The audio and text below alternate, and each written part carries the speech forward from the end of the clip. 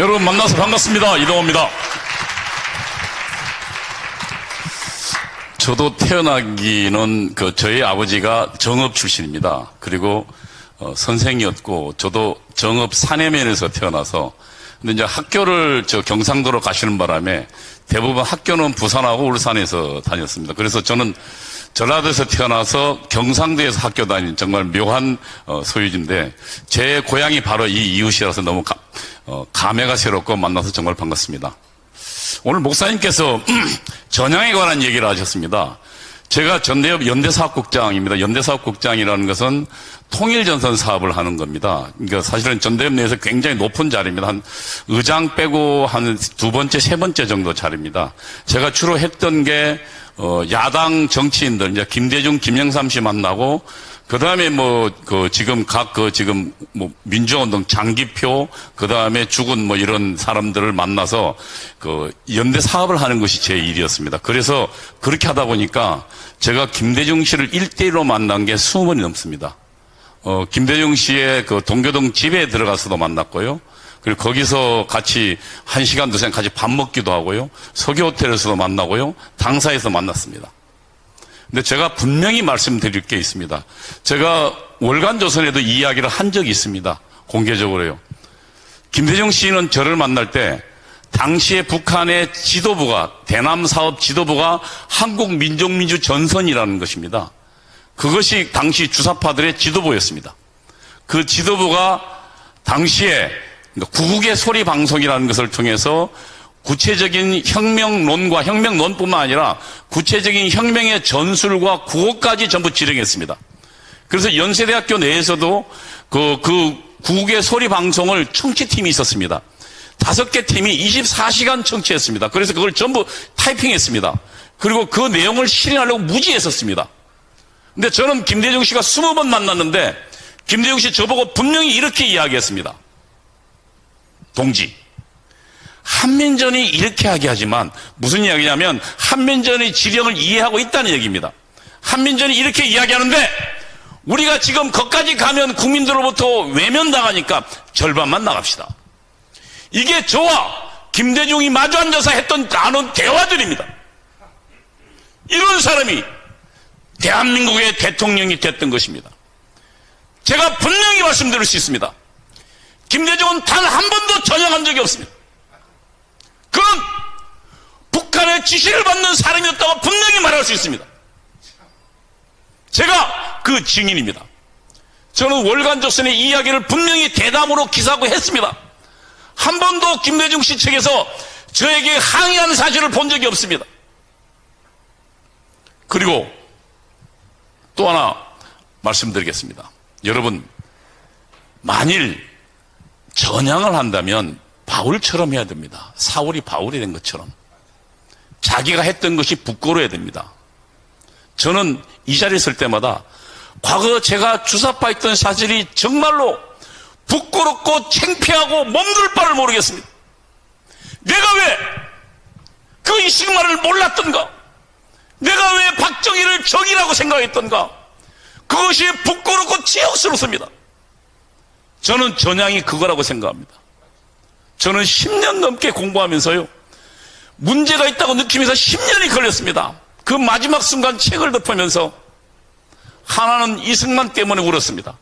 하나님이 이 정말 아무것도 없는 나라에 이승만이라는 사람을 준비해 주셨구나.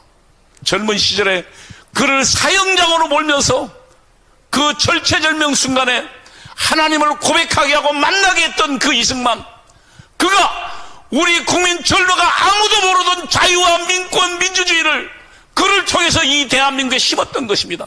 그것이 고마웠고, 두 번째는 이 나라를 그 전쟁 통해서 구인했던 그 하나님의, 그리고 이 땅에 아무것도 모르는 이 땅에 왔던 선교사들 목숨 걸었던 그분들이 고마웠습니다.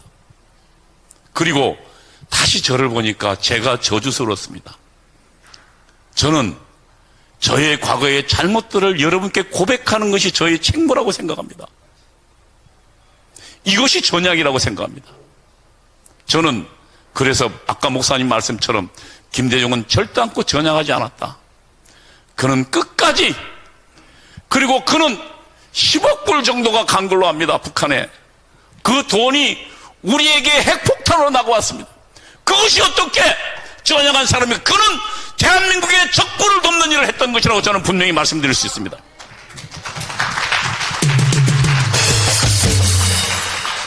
공산주의자들은 절대로 자기 입으로 자기 스스로 공산주의자느니라고 이야기하지 않습니다.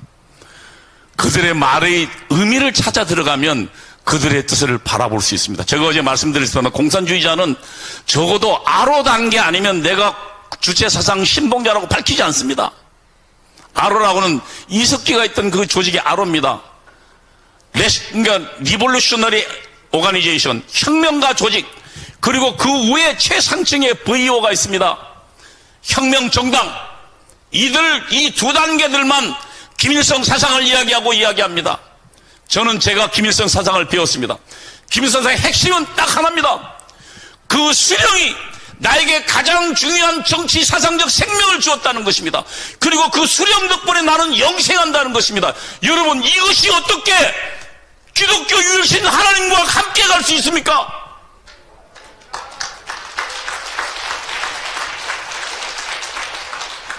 지금 목사님들은 아마 주체 사상을 따르는 자들을 지지하는 목사님들은 이 내용까지는 모를 것입니다.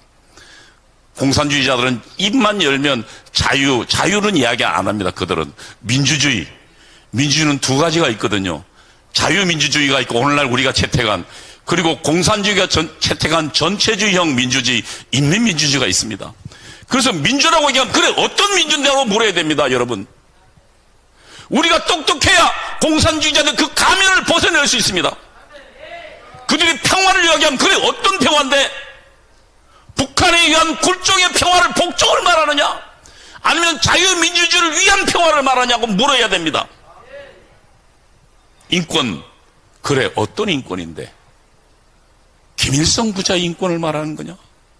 라고 물을 때 주체 공산주의자들은 그들의 진면목이, 가면이 벗어진다는 것을 꼭 아시기 바랍니다.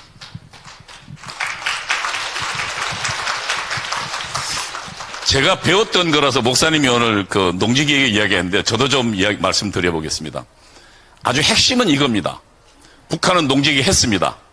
우리 김학성 교수님 학자니까 좀 말을 어렵게 하셨습니다만, 북한은 그런데 농사 있는 것만 하지 그 농지를 가지고 내가 팔 수가 없습니다. 내가 힘들면, 내가 내 땅이 많으면 예를 들면 1000평이면 그 중에 한 200평 팔아서 자식 공부시킬 수도 있지 않습니까? 근데 못 팝니다. 왜냐하면 그 소유권이 북한에 있기 때문입니다.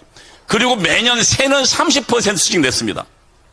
그런데 대한민국의 이승만 박사에 의해서 분배받은 농지는 30%씩 5년만 내면 그 땅이 내 것이 됐고, 필요하면 내가 팔 수도 있었고 살 수도 있었습니다. 열심히 일하면요.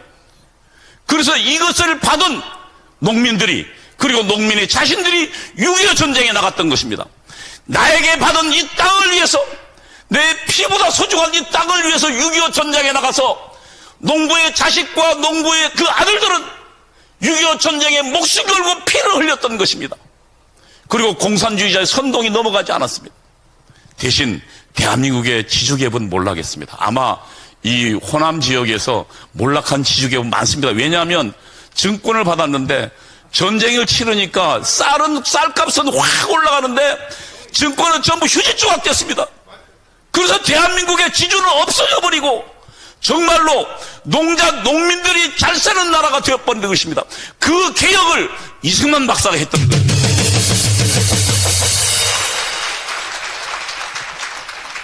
저는 지금 주사파들이 어떤 단계에 있는가를 말씀드리겠습니다.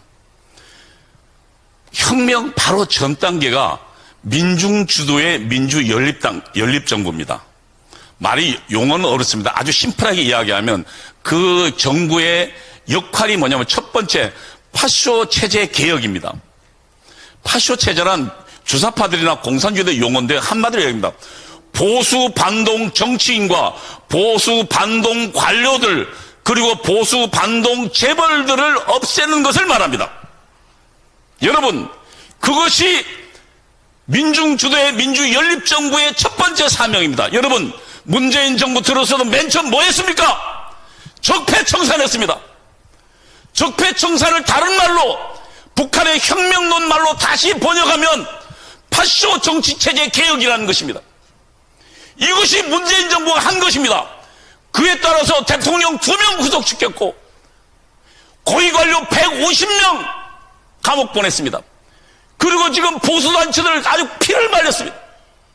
그리고 재벌 이재용 그 다음에 롯데 모든 재벌들 다 감옥 갔다 왔습니다. 이게 북한의 혁명론을 따르는 결정적 증거가 아니고 무엇이란 말입니까, 여러분?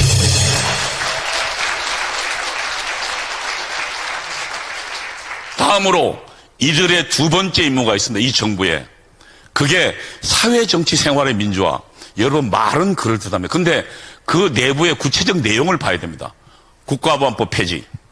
여러분 지금 국가보안법 있어도 없으나 마찬가지입니다. 위대한 수령을 위해서 충성한다고 해도 이제는 군대에서 해도 감옥 안 갑니다. 그리고 촛불 때 사회주의가 답이다라고 애들 고등학생 들고 나왔지 않습니까? 그 다음에 여러분 군대 내 마지막 남아있던 국가보안법을 지키는 조직이 있습니다. 그게 뭡니까? 국군 기무사입니다. 그거 문재인 정부 해체시켜버렸습니다. 검찰, 경찰 지금 전부 보안경찰들 다 없어졌습니다. 그리고 우리나라의 최고의 국정원은 지금 보안 수사권이 이미 없어졌습니다. 경찰로 가 있습니다. 누구 좋으라고? 저는 문재인 정부에게 분명히 경고합니다. 그리고 분명히 말씀드릴 수 있습니다. 이 정부는 북한만 이롭게 했던 정부입니다.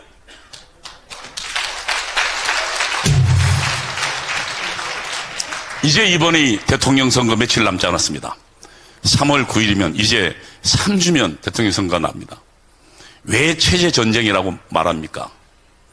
여러분, 이제 만일 문재인 2기가 대통령이 된다면 우리가 봤던 것보다 더한 꼴을 보게 될 겁니다. 저는 제가 주사파했던 사람으로 분명히 증언할 수 있습니다. 여러분, 대한민국의 자유민주주의 시장경제가 무너지는 것을 여러분 눈앞에서 보실 것입니다. 정신 바짝 차리고. 그러나 우리 국민들이 아직 저들의 선동에 다 넘어가지 않았습니다. 그동안 광화문 혁명이 있었기 때문입니다. 정광 목사를 중심으로 한 광화문 혁명이 그들의 노력에도 불구하고 대한민국을 승리로 이끄는 깃들을 마련했습니다. 그래서 우리는 3월 9일을 단순히 투표가 아니라 전쟁으로 맞이해야 됩니다. 우리가 내일 모레 광화문에 모이는 이유도 바로 거기에 있습니다. 그리고 우리 국민을 깨워야 하는 것입니다, 여러분.